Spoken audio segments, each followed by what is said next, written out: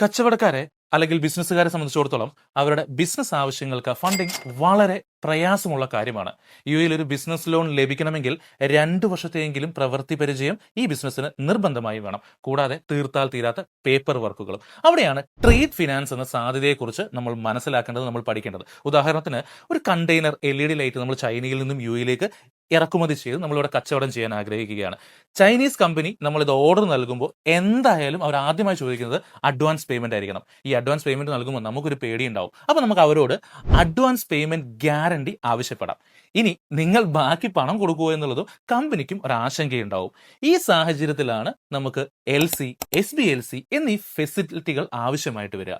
സാധാരണ യുഎയിലെ ബാങ്കുകളിൽ നിന്നും 100% ക്യാഷ് മാർജിൻ ഉണ്ടെങ്കിൽ മാത്രമേ ഈ ഫിനാൻസ് ഗ്യാരണ്ടികൾ ബാങ്കുകൾ നൽകൂ. അവിടെയാണ് ഈഡൻ ബിസിനസ് കൺസൾട്ടൻസി നിങ്ങളെ സഹായിക്കുന്നത്.